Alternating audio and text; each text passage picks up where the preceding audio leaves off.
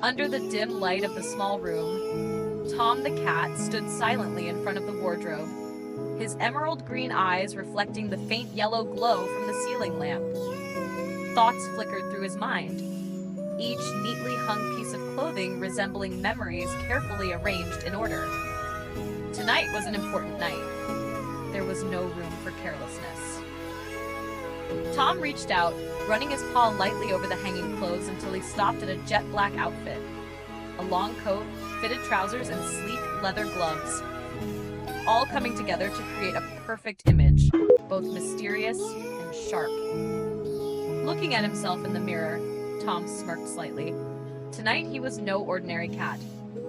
After getting ready, Tom stepped out of the house. The late-night air carried a crisp breeze, laced with the lingering scent of asphalt and exhaust fumes from the day.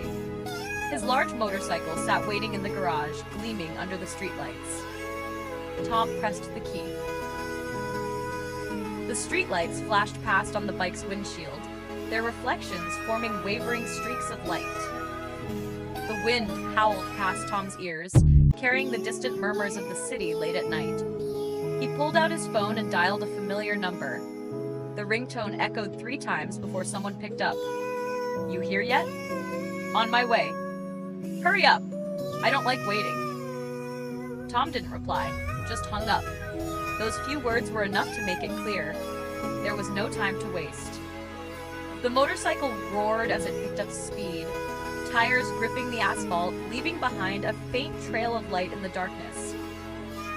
At the very end of an old street, where the dim streetlights failed to reach every corner, Tom brought his bike to a stop. The air was silent, broken only by the faint crackling of a dying cigarette.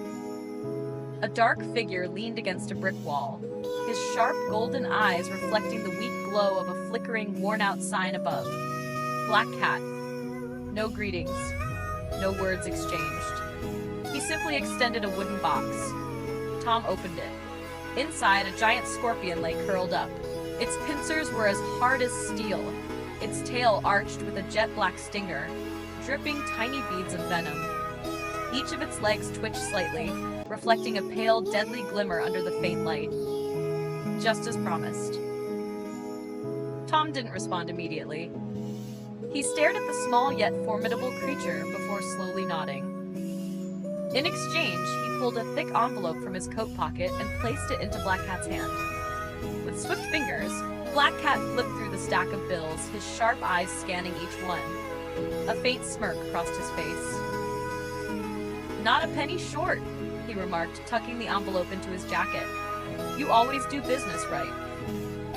No one said another word. Only the sound of the night wind and the faint buzzing of insects filled the empty street. Tom closed the box, locked it carefully, and placed it in the trunk of the bike. "See you later." Without waiting for a response, Tom turned, hopped on the bike, and revved the engine, leaving behind a trail of dust in the dim light. The riverbank gradually appeared ahead, the surface of the water shimmering as it reflected the silver moonlight. The air carried a cold, damp chill, and the soft waves gently lapped against the old concrete embankment. But before Tom could do anything, a deep voice rang out ahead.